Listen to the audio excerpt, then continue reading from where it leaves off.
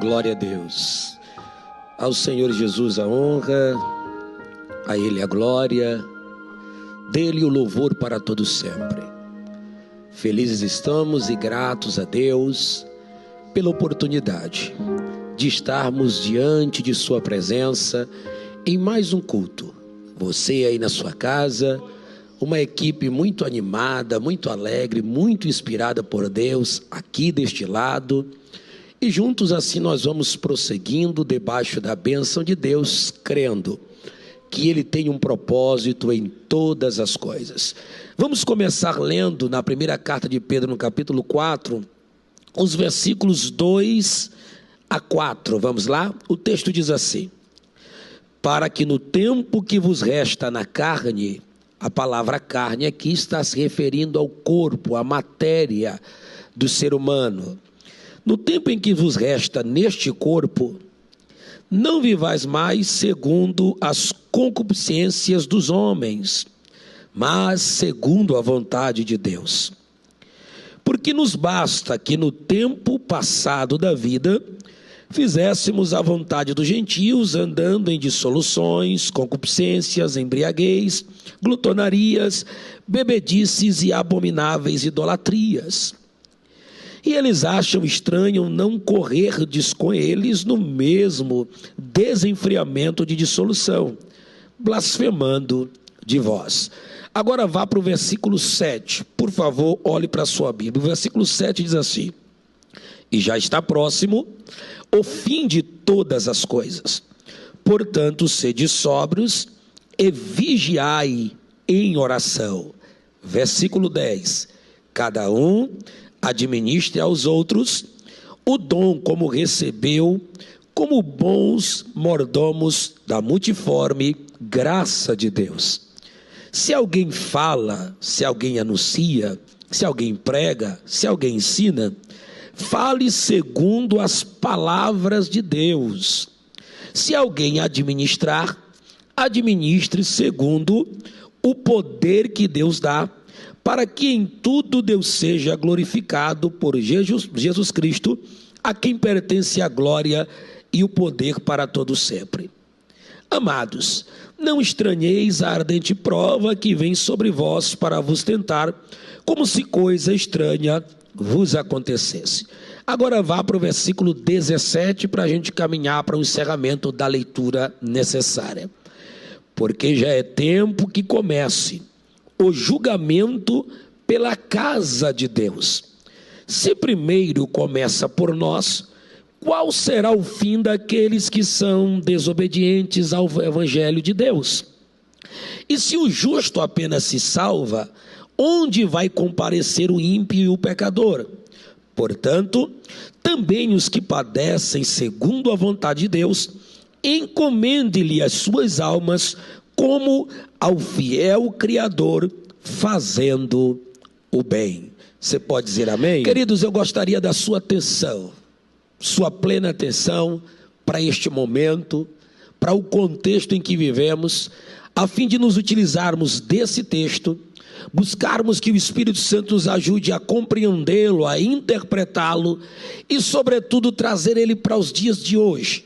Aplicar em nossas vidas de tal sorte que sejamos edificados, as almas sejam salvas e, sobretudo, Jesus seja engrandecido por meio da pregação da sua palavra. Sempre que falamos da figura do apóstolo Pedro, em via de regra, vamos nos lembrar de um episódio que marcou a sua vida, que foi o fato de que, previamente avisado, ele vai negar Jesus por 3 vezes. Pedro vai passar por um processo emocional muito pesado, muito duro, até porque, antes de negar a Cristo, estava cheio de si, autoconfiante. Jamais passava pela cabeça do apóstolo Pedro, daquele homem tão ousado enquanto caminhava com o mestre, que ele chegaria ao cúmulo, ao ponto de dizer com seu próprio lábio que não conhecia a Jesus. O nega por 3 vezes, é tocado por aquilo que fez, seu pecado não o leva ao remorso, como aconteceu com Judas. Pelo contrário, seu pecado leva a um canto, a um lugar solitário, mas de quebrantamento. E a Bíblia menciona que Pedro chora profundamente, amargamente, como quem grita por uma nova chance, como quem está buscando uma outra oportunidade de fazer a coisa certa. E neste momento eu já começo a dizer a você que está aí, reconhece que falhou com Jesus durante a pandemia, que falhou com Jesus durante esses anos. Procure um canto de sua casa, ou mesmo diante desta tela, chore, porque o choro sobe à presença de Deus, e Ele com certeza está pronto a lhe dar uma nova oportunidade. Pedro não só recebe uma nova oportunidade, como também agora vai ser escritor de 2 cartas extremamente poderosas, com conteúdos impressionantes, inclusive com conteúdo apontando para o tempo do fim. Ou seja, Pedro também tem na sua veia, Pedro também tem no seu sangue, Pedro também tem no seu espírito a proposta de ser usado por Deus para pregar, para escrever sobre caráter escatológico. Ou seja, ele vai falar do tempo do fim, embora esteja escrevendo para os seus contemporâneos, para a igreja daquela época. Pedro vai ser inspirado e usado por Deus para deixar essas 2 cartas, trazendo para nós mensagens impactantes. E esse texto nos leva a refletir. Preste muita atenção nessa parte da mensagem. Se você leu com atenção os versículos destacados, seria bom termos lido todo o capítulo, mas por conta do tempo, destacamos alguns versículos. Você vai observar que Pedro vai nos levar à reflexão sobre aquilo que se torna cada vez mais importante para a vida do ser humano. E o que é que tem se tornado cada dia mais importante? O que nós chamamos de tempo. As pessoas hoje estão buscando valorizar mais ainda o tempo. E quando se fala de tempo, relacionando ele à vida, quantos agora não estão buscando tempo para viver um pouco mais? Tempo para viver melhor, tempo para ver os seus sonhos e projetos realizados. E esse texto vai nos remeter a profundas reflexões sobre o tempo. Você vai observar que nos versículos de número 3, versículos 7 e 17, nós temos aqui pelo menos 3 declarações sobre o tempo. A primeira declaração é o tempo que nos resta. Pedro está levando os seus leitores a refletirem no tempo que ainda restava a eles. A segunda declaração é sobre o tempo do fim de todas as coisas. Há um tempo que resta, mas também há um tempo em que tudo se findará. E em terceiro lugar, Pedro vai levar os seus a refletir em um tempo de início para um juízo ainda terreno, e daqui a pouco falaremos com mais ênfase sobre isso. Vamos utilizar esses 3 tempos referidos nesse texto e vamos refletir nas verdades que eles podem trazer ao nosso coração nesses dias. Ao lermos os versículos de números 2 em diante, nós somos levados a saber como devemos viver no tempo que nos resta. Antes de refletir, deixa eu fazer uma pergunta a você. Essa pergunta é introspectiva, é reflexiva a todo mundo que está aqui, porque nós também estamos aqui para ouvir a palavra de Deus. Você conhece quanto tempo lhe resta? Será que você sabe quantos anos ainda vai viver? Quanto tempo ainda permanecerá vivo sobre a face da terra? Você sabe quanto tempo lhe resta? Sabemos nós quanto tempo resta? Não sabemos. No entanto, aqui vai um conselho dos vários conselhos da Bíblia. Pedro diz: o tempo que nos resta é preciso saber viver. E a primeira coisa que ele vai dizer é o seguinte: não viva segundo as concupiscências dos homens. Está no versículo de número 2. O tempo que resta ainda a cada um de nós não é para ser inclinado aos maus desejos, à carnalidade, às práticas pecaminosas, à vida dissoluta. E talvez alguém pense assim: mas não está dando para viver dissolutamente porque está tudo fechado e não tem festas. Com essa era da alta tecnologia, está aí os pratos do diabo oferecidos através da internet, nos sites, nos vídeos e tantas outras coisas. E essa não é a vida que Deus propôs para você. Pelo contrário, o tempo que nos resta não só é para não vivermos na carne, como sobretudo Pedro nos dá um endereço certo para viver. Pedro diz: no tempo em que nos resta, vivamos de acordo com a vontade de Deus. E esta vontade, de acordo com Romanos 12:2, é agradável, perfeita e boa. A vontade de Deus te conduz às conquistas, à vitória. Parece estranha aos teus olhos, porque muitas vezes o caminho que Ele escolhe não nos agrada, mas a vontade de Deus sempre será a melhor para as nossas vidas. Preste atenção, você que está afastado. Preste atenção, você que ainda não recebeu a Jesus e tem conhecimento dEle. Fazendo a sua vontade, até hoje só foram prejuízos, até hoje só tristeza e infelicidade. Mas se neste tempo que te resta de vida, você correr para a vontade de Deus, se prepare para viver coisas maravilhosas, milagres extraordinários, portas se abrindo, a bênção vindo ao teu lar, a paz chegando ao teu casamento e à tua família. Uma vez que você busca viver a vontade de Deus, que tem como prioridade para a sua vida a salvação, você permeará ou palmilhará um caminho de triunfo e de vitória, porque em todas as coisas, ao viver a vontade de Deus, nós nos tornamos mais do que vencedores. Então Pedro está dizendo: tem um tempo que ainda te resta para viver, não viva segundo as concupiscências dos homens, pelo contrário, viva segundo a vontade de Deus. E aí ele vai falar algo interessante também sobre o tempo, que a gente inclui nesse mesmo ponto. Ele vai dizer no versículo 3: porque já basta que no tempo passado da vida fizéssemos a vontade dos gentios. Pedro está falando de um basta, de uma interrupção, de um já chega. E eu glorifico a Deus, sabe por quê? Porque um dia, com exceção daqueles que nasceram no Evangelho, nós estávamos em trevas, distante de Deus, cansado de uma vida pobre, no pecado, longe de Deus. Mas veio Jesus um dia e disse para nós: basta, já chega, é hora de mudar de vida. E agora eu quero profetizar para quem está me assistindo e para quem vai assistir: o basta de Deus chegou para a tua vida hoje. Basta, não vai ter mais preso nas drogas, basta, não vai estar mais preso na prostituição ou em qualquer outro pecado. Já basta todas as misérias, desgraças e tristezas que você viveu. A partir de agora é novidade de vida, porque Jesus entra no teu lar e na tua vida para transformar você. Bendito seja o nome do Senhor. Sabe o que Pedro está dizendo? Nós já vivemos para o mundo bastante, já sofremos demais, já basta, não tem mais que viver naquilo que vivíamos. E aí ele vai dar alguns exemplos. Ele vai dizer: nós andávamos em dissoluções, concupiscências, embriaguezas, glutonarias, bebedices e abomináveis idolatrias. Ainda tem muita gente presa nisso, mas para nós o Senhor já deu um basta. E se você quiser, você que está afastado, que ainda não conhece a Cristo, o Deus Todo-Poderoso quer dar um basta numa vida pobre, numa vida espiritual arruinada, numa vida de opressão, e trazer a você novidade de vida. Agora eu preciso destacar o que Pedro vai dizer no versículo 4.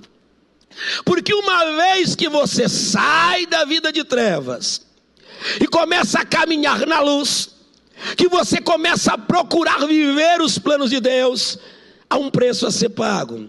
Vai causar estranheza em quem não quer viver as mesmas maravilhas que você vai viver. Você já parou para prestar atenção no versículo 4 deste capítulo? Esse versículo 4 me prende à reflexão, porque o texto vai dizer o seguinte: e eles acham estranho que vocês não andem, não concorram, não corram com eles no mesmo desenfreamento de dissolução, e ainda blasfemam de vós. Deixa eu explicar isso aqui para você. Sabe o que Pedro está dizendo?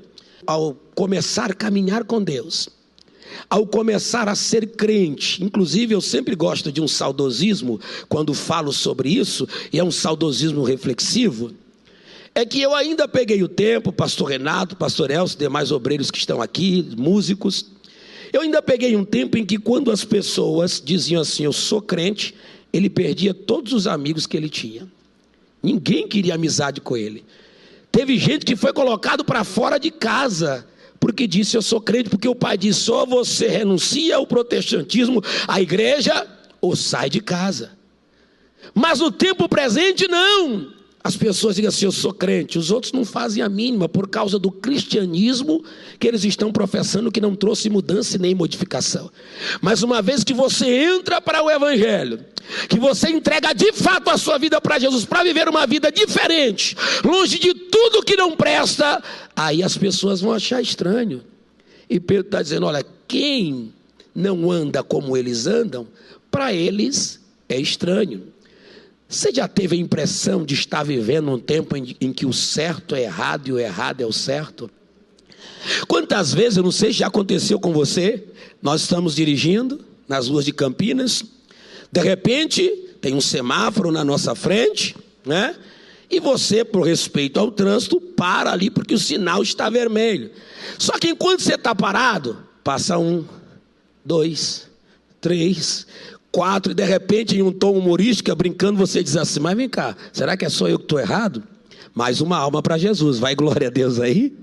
Será que é só eu que estou errado? Está todo mundo ultrapassando o sinal vermelho, eu estou aqui. Deixa eu dizer uma coisa para você: ainda que te critiquem, ainda que te insultem, ainda que blasfemem, porque você é crente, carrega a Bíblia, fala de Deus, prega a palavra, permaneça firme, porque você está no caminho e tomou a decisão certa para a glória de Deus. Estão estranhando porque a gente se comporta diferente? Estão estranhando porque a gente não faz o que os outros fazem? E eu quero dizer uma coisa para você: se você encontrar um crente que não vive como crente, não é liberto, não lê Bíblia, não ora, crente nenhum é perfeito. No entanto, nos esforçamos todos os dias e nos colocamos nas mãos do oleiro para que ele nos aperfeiçoe e faça de nós pessoas que de fato façam jus ao que Jesus disse para quem faz parte da sua igreja. E sabe o que ele disse? Vós sois a luz do mundo, vós sois o sal da terra.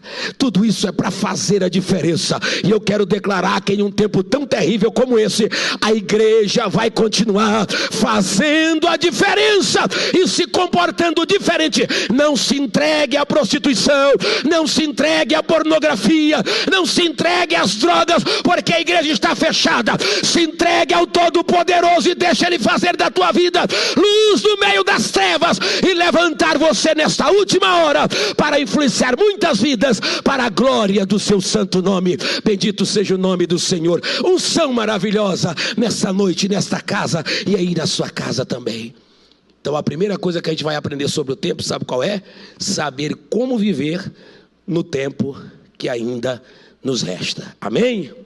Mas Pedro também, a partir do versículo 7, vai nos levar a identificar o que é que deve se intensificar em nós, os cristãos, os crentes, que acreditamos que chegará o tempo do fim. Por favor, leia comigo o versículo 7. Olha aí para a sua Bíblia, leia em voz alta para você compreender. Olha só o que diz: e já está próximo o fim de todas as coisas.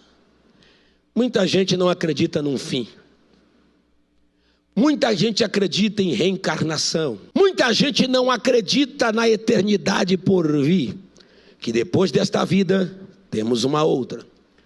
Mas quero lhe dizer claramente que haverá um fim. Quando falo de fim, não falo apenas da ausência de vida do corpo físico, eu não falo só da morte, mas um fim de todas essas coisas que nos cercam.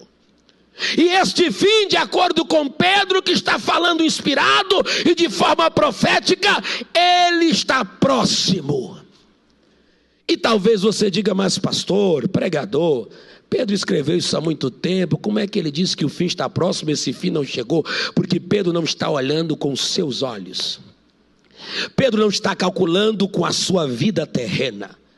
Pedro está calculando com os olhos divinos, calculando da forma de Deus. Aquele Deus que ensinou para ele que um dia é como 1000 anos, e 1000 anos como um dia. O Deus que não está preso ao tempo, e se ele diz que está próximo, pode estar demorando para mim e para você, mas que está próximo, está. Será repentino o fim de todas as coisas. A boa notícia é que este fim ainda não chegou. Talvez alguém vendo a pandemia as milhares de mortes, o caos que está quase se instalando neste país, está dizendo: meu Deus, é o tempo do fim. Não é. É apenas o que a Bíblia vai chamar de o princípio das dores, remetendo-nos a refletir as dores que sente uma mulher quando está para dar à luz durante as contrações. As dores vão aumentando, até que ela ganhe o bebê, ou seja, ela vai sentindo as dores de parto. As dores do tempo presente estão aumentando, as aflições se intensificando. Eu não sei você, mas enquanto esses dias em casa tem hora que a gente procura um canto, longe da família, e as lágrimas descem, e a alma grita, e o espírito geme, pedindo misericórdia e socorro. Alguns não têm a graça de entender que esse tempo se refugia-se em Deus, e começam a se encontrar em estado depressivo, começam a ter síndromes e pânicos. O mundo está em desespero, sentindo dores que não sabe. Quero lhe dizer, querido, para o seu entendimento e salvação, são as dores que estão nos aproximando do tempo do fim. Eu preciso usar agora de ênfase e autoridade para lhe dizer: essas dores estão aumentando, porque aquele que há de vir virá e não tardará. Jesus breve voltará. São as dores aumentando. E aí Pedro vai dizer: então eu tenho aqui alguns conselhos para quem acredita que o fim já está próximo. Não temos como detalhar todos, mas podemos destacar alguns e dar ênfase aos principais. Olha o que Pedro vai dizer: que nesse tempo que está se aproximando do fim, precisamos ter sobriedade, vigilância, oração. Devemos ter ardente afeto, amor fraterno para com todas as pessoas, ser hospitaleiros, ser gratos. Tudo isso está nesses versículos, mas eu quero dar ênfase há duas coisas importantíssimas que estão a partir do versículo de número 10, que Pedro vai falar com relação à igreja. Pedro vai destacar qual é o comportamento dos que foram agraciados com dons de Deus. Olhe e preste muita atenção nesse versículo 10, principalmente se você é pastor, missionário, evangelista, pregador, líder, alguém de influência no reino de Deus. Escute isso aqui, versículo 10: cada um administra aos outros o dom como recebeu, como bons mordomos da multiforme graça de Deus. Não merecíamos nem a salvação, imagine a graça de sermos dotados de dons da parte de Deus, que são diversos, mas o dom que Deus te deu não é para sua autopromoção. O dom que Deus te deu não pode ser usado por alguém egoísta, porque Pedro diz: administre aos outros, ou seja, essa é uma hora de você ser instrumento de Deus para a vida de alguém. Eu não tenho, eu não posso. Tem. Quem tem Deus tem todos os recursos necessários para ser bênção para a vida de alguém. Você não pode abarcar o mundo, não pode alcançar a todos, mas alcance pelo menos um, e você já estará cumprindo a sua missão. Qual foi o dom que Deus te deu? Você tem um dom, você consegue se inclinar à intercessão? Qual foi o dom que Deus te deu? Você consegue orar e Jesus cura? Qual foi o dom que Deus te deu? Você consegue ajudar, trazer assistência aos necessitados? Então use esse dom e alcance alguém, porque enquanto você faz em favor dos outros, aquele que está te vendo fará em favor de você. Eu nunca vi ninguém semear neste reino, plantar a sua vida para Deus, que não receba uma surpreendente e inesperada colheita, que, diga-se de passagem, é transbordante. Está na hora da gente parar de reclamar que não pode, não faz, não tem, e começar a usar e administrar esses dons. Mas Pedro vai dar ênfase principalmente a dois, e isso aqui me deixa cheio de temor e tremor, porque no versículo 11 Pedro diz assim: se alguém fala ou falar, Fale segundo as palavras de Deus. E se alguém administra ou ministra, administre segundo o poder que Deus dá. Olhe para mim. 2 dons aqui merecem ou recebem destaque. O primeiro, o dom da pregação. O dom que foi dado em que você usa a sua voz, a sua fala, para instruir e para ensinar as pessoas. Só que tem muita gente para falar nesses dias, está cheio. Nós nunca vimos se levantar uma geração de tanto pregador, irmão. Tem pregador para todo tipo de pessoa e para toda ocasião. Só tem um problema: pregadores estão deixando de lado a palavra de Deus da sua forma mais simples. E agora eu quero dizer aqui algo: citar algum versículo, carregar uma Bíblia ou falar algo não se quer significar que alguém está de fato pregando a palavra. Nós que temos o Espírito podemos ser como os bereanos. Nem tudo que se fala em lives, nem tudo que se prega em cultos quando é presencial, nem tudo que pregadores estão falando são palavras de Deus. Talvez são algo próprio, produzido pelo homem para tentar iludi-lo com palavras vãs. Meus queridos, eu sou feliz em dizer que este evangelho, na sua mais profunda simplicidade, ele pode trazer a cada um de nós respostas contundentes e impactantes. Cuidado, muito cuidado com o que você está ouvindo e que você que fala, muito cuidado que prega. Se é para falar, fale de acordo com a palavra de Deus. Uma outra ênfase que Pedro vai dar aqui aos que ministram. Ministrar aqui é servir, é o serviço diaconal, no sentido de administrar pessoas. Aqueles que Deus deu a graça de liderar.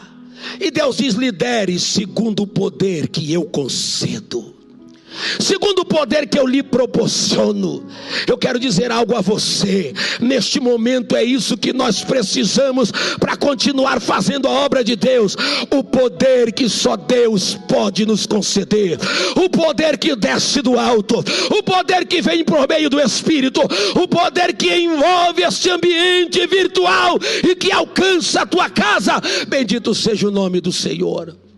Em terceiro lugar, para nós finalizarmos as reflexões sobre o tempo, olha o que Pedro vai dizer, versículo 17: porque já é tempo que comece o julgamento pela casa de Deus. Olha aqui para mim. Primeiro Pedro vai falar de um tempo que nos resta, depois Pedro vai falar do tempo do fim que se aproxima, e agora Pedro vai falar que entre o tempo que nos resta e o tempo do fim está determinado um juízo. Vou repetir isso aqui porque não é uma tarefa fácil, mas vou falar. Entre o tempo que nos resta e o tempo do fim está determinado por Deus um tempo de juízo. E olha como é que Pedro vai falar desse juízo. Porque já é tempo que comece, está para iniciar, o julgamento pela casa de Deus. E se primeiro começa por nós, qual será o fim daqueles que não ou que desobedecem ao Evangelho de Deus? Quando Pedro se refere a um juízo, talvez por não ter um conhecimento mais amplo, você precisa ouvir algo sobre a questão de um juízo divino que há de vir sobre a terra. Esse juízo não pode ser confundido com o famoso juízo proclamado ao longo dos anos, chamado de juízo final. Esse julgamento final ainda tem um tempo para acontecer. Primeiro é necessário o arrebatamento, as bodas do Cordeiro, a grande tribulação, o juízo das nações, a implantação do milênio, para então depois chegar o juízo final, que está em Apocalipse capítulo 20, versículo 15. E que juízo é esse aqui? A palavra juízo tem a ideia aqui de uma punição, de uma sentença determinada para que seja pago um crime ou algo pelo qual os homens são culpados. E Pedro vai primeiro dizer que esse juízo que vai vir sobre a terra para punir os homens vai começar primeiro pela casa de Deus. Aí você deve se perguntar, mas por que primeiro pela casa de Deus? A casa de Deus aqui, irmãos, é a igreja. São todos os crentes, independente da denominação e do ministério. Ou seja, trocando em palavras, esse juízo começa por mim e por você. Eu não quero aqui fazer nenhuma afirmativa irresponsável, mas quero dizer que tem toda a probabilidade, e só Ele pode confirmar isso, de que tudo que se desencadeou desde que essa doença chegou no mundo é parte do juízo de Deus para com a igreja. É o julgamento terreno deste tempo para colocar as coisas no lugar. Deus não está punindo os homens porque é mau ou porque quer assassiná-los, mas porque quer corrigi-los, porque a Bíblia pergunta qual é o pai que ama o seu filho e não o disciplina. Quem é o pai que ama o seu filho e não o corrige? O Pai Celeste está corrigindo a sua igreja, está corrigindo os cristãos. E talvez você me pergunte, mas por que Ele haveria de fazer isso? Posso responder por mim? Porque possivelmente nós estamos falhando em nosso papel. Porque no tempo que nós tivemos oportunidade de fazer a obra de Deus como era para ser feita, de viver o cristianismo que era para ser vivido, nós estávamos relaxados, desprezando a chamada de Deus, as pessoas morrendo, sendo açoitadas e aprisionadas pelo diabo, e nós não nos movíamos. Mas agora a igreja está em constante oração, a igreja está procurando uma forma de se reerguer, uma forma de pregar o evangelho, de alcançar alguns, mostrando o caminho da salvação. Por quê? Porque o juízo começou pela casa de Deus. Deus está nos julgando. E o interessante é que nesse juízo, permita dizer, dói, é lamentável, não queríamos. Muitos dos nossos já estão partindo ou já partiram. Quantas notícias de crentes, pastores, obreiros, missionários, que durante essa pandemia tiveram suas vidas ceifadas, morreram, partiram para a eternidade. Deus resolveu recolhê-los, Deus resolveu levá-los, e é Ele quem decide isso. Me desculpe, não posso dizer outra coisa para você. Está nas mãos de Deus o poder da decisão da vida. A uns Ele deixa permanecer, a outros Ele vai recolher, porque sabe o porquê está recolhendo. Mas escute, Pedro diz, olha, se começa por nós que estamos ali nos esforçando, conhecemos a verdade, somos crentes, Pedro faz uma outra pergunta: qual não será o fim dos desobedientes? Meus queridos, você que está afastado, você que não é crente, o juízo já começou, já veio por nós, já estamos nos prostrando, já estamos sendo convocados ao jejum, à oração, já estamos gritando misericórdia. Agora aos que permanecem distante, meu Deus, corre enquanto é tempo, escapa-te por tua vida. Não seja insensível como a geração de Noé, não seja insensível como a geração de Sodoma e Gomorra, não seja insensível ao ponto de não enxergar que o que está acontecendo é Deus trazendo à terra um juízo que coloque os homens na sua direção e sejam alcançados pela salvação que há em Cristo Jesus com glória eterna. O juízo também alcançará os desobedientes. Versículo ainda de número 18: e se o justo apenas se salva, onde aparecerá o ímpio e o pecador? Preste atenção nessa pergunta. O justo será julgado na terra para que corrobore e fortaleça a sua salvação. Deus nos prova para nos aproximar dele. Agora, qual juízo haverá de comparecer o ímpio, o pecador? Aí sim, nos remeteremos a Apocalipse 20:15. Se você agora não se arrepender, não se reconciliar, não voltar para o Senhor, não buscar os planos dele e morrer nos seus pecados ou no erro, sem arrependimento e confissão, o juízo de Deus lhe aguardará, e daquele ninguém pode escapar. Então, antes que chegue o tempo do fim, o tempo que lhe resta, eu tenho uma mensagem para você nessa noite. Corra para a vontade do Todo-Poderoso, escape do juízo vindouro, porque esse juízo daqui é leve em comparação ao juízo que está por vir. Pastor, e como é que eu escapo? Tanto eu que sou crente como o que não sou. Versículo 19, e eu fecho a minha Bíblia.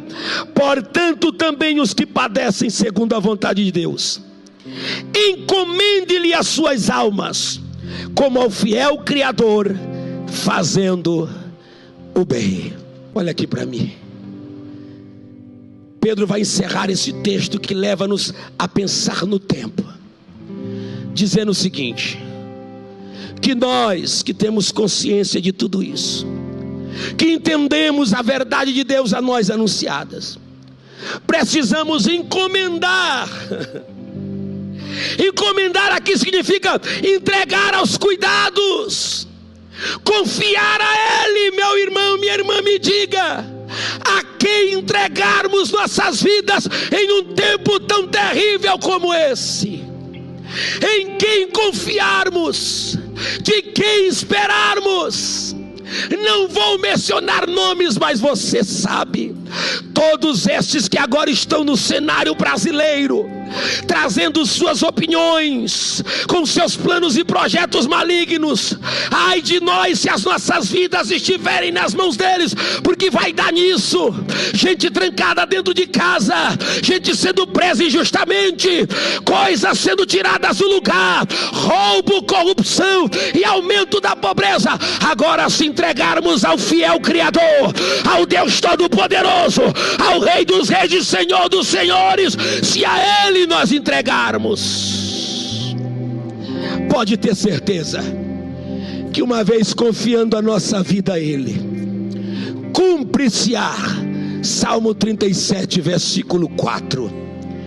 Entrega o teu caminho ao Senhor, caminho de modo de vida, confia nele, e o mais Ele fará. Em outras traduções, e tudo Ele fará.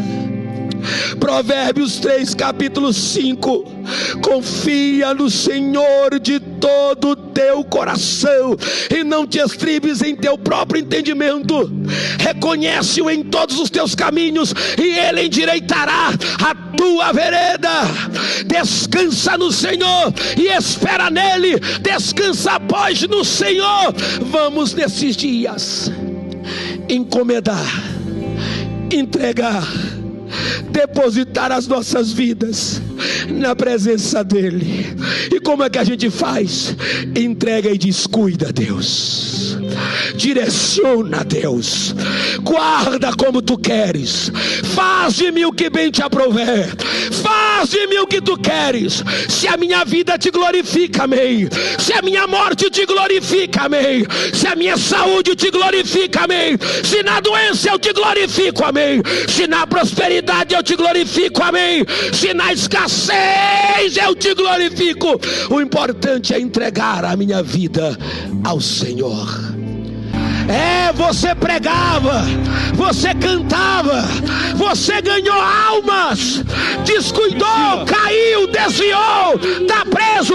Volta agora, escapa do juízo, escapa, filha. Escapa, esposo. A tua mulher já pregou, os teus filhos já te convidaram. É o último tempo para você. Escapa, porque Ele te ama. Nesses minutos que nos restam, eu quero fazer uma oração por todos vocês, entregar a oportunidade aos pastores. Mas eu quero orar por você que Deus vai usar. Por toda a tua casa e a tua família. Pode continuar falando aí, eu quero Jesus. Escapa-te enquanto o Pai te chama. Escapa-te do juízo vindouro. Escapa-te enquanto é tempo. Deixa eu ministrar sobre a tua vida. Cura, restauração e presença de Deus na tua casa. Pai, em nome de Jesus. Uma oração rápida, fervorosa e verdadeira. Em nome de Jesus, além dessas 20 vidas, salva mais. Sustenta a tua igreja. Levanta o teu povo com renovo. Ó Deus, liberta os aprisionados. Os que estão doentes agora sejam curados e curadas para serem instrumentos de Deus. E que o Senhor continue abençoando o pastor Paulo, pastor Flausilino, a diretoria da igreja, os supervisores e o campo de Campinas. Abençoa o pastor Renato, abençoa o pastor Elcio, o pastor Juca, a irmã Mariana, os músicos. Abençoa o teu povo em nome de Jesus. Aleluia.